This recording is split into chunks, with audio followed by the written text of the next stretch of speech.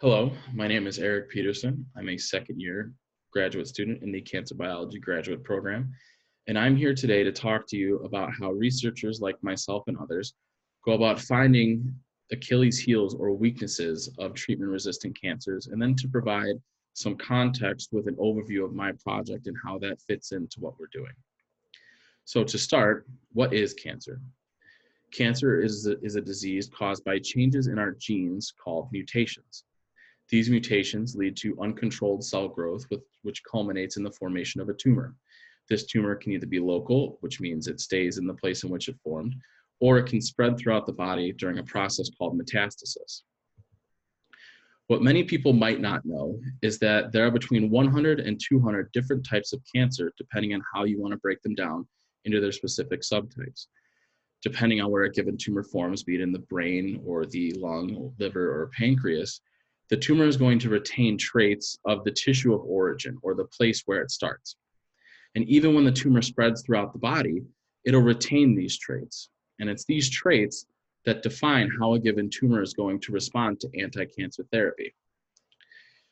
There are many tools in the anti-cancer arsenal that we have at our disposal. The image I'm showing you is called the 5 pillars of cancer care and is a way to break down the individual arms of how we go about treating cancer.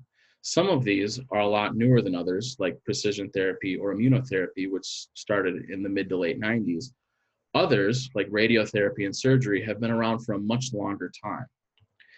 But not all tumors are going to respond the same way to anti-cancer therapy. Some of these tumors are easier to support by the columns, meaning they're easier to treat and generally show better responses to anti-cancer therapies. Some are too heavy for the columns to hold up, meaning they're much more difficult to treat and show poor response, if any at all, and generally carry a much worse diagnosis.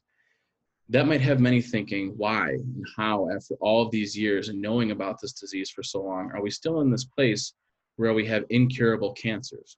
Well, to put it a different way, cancers put on a suit of armor, so to speak. And this suit of armor will help a tumor defend itself against anti-cancer therapy. And each piece of that suit of armor performs a specific function to try and protect the cancer, be that changing how they get their energy, evolving after an initial treatment therapy, reversing damage done by a given therapy, or spreading throughout the body, making them more difficult to treat. But like any suit of armor, there's weaknesses that we can take advantage of, weaknesses that we can use to pull apart the cancer and understand it better.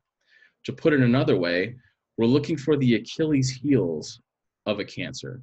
So the legend of Achilles goes that when Achilles was an infant, his mom, in an effort to try to make him invincible, dipped him in the river Styx.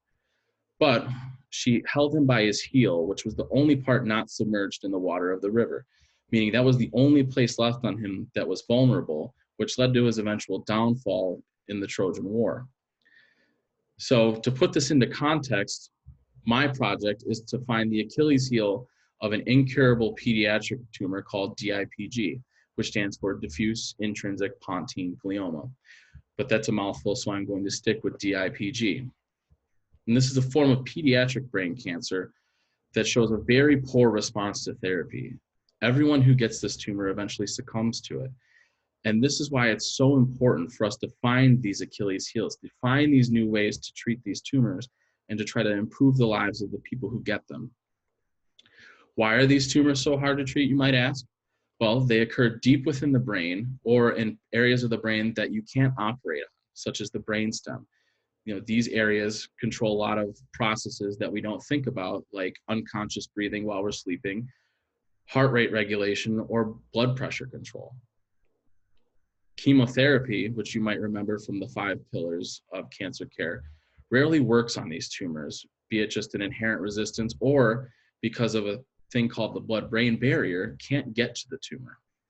And radiation therapy, which was also on the 5 pillars of cancer care image, works at first and the tumors go away, but eventually it fails and these tumors come back, and that is what ends up killing the patient. So how am I trying to attack this? How am I trying to find this Achilles heel? There's multiple ways that we can go about doing it. We can target important proteins that make the tumors grow. We can block how the cells communicate to themselves. We can try and get the immune system to try and fight the cancer for us, or we can disrupt a tumor's metabolism or how it gets its energy. And my goal is to use this last method, disrupt how it gets its energy.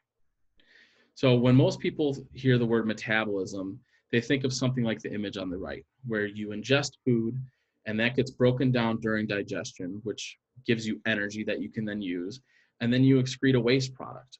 But what it really is this complex network of complicated pathways that are necessary to sustain life.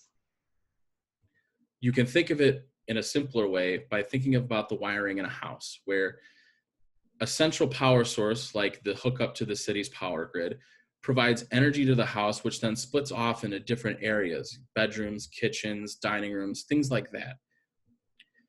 Altered metabolism, or a way of rewiring the metabolism or rewiring these circuits, is how cancers will adapt to a given area or adapt to changes in how they get their energy.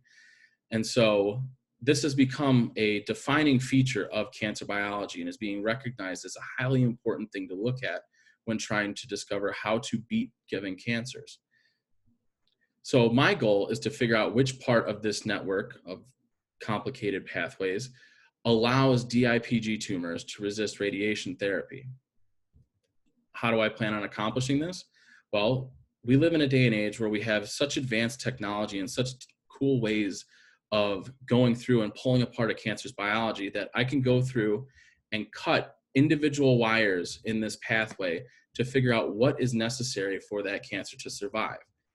To put it a little bit more specifically, by cutting these wires or knocking out individual circuits of metabolic genes, we can determine what is needed for this cancer to resist an anti-cancer therapy like radiation therapy.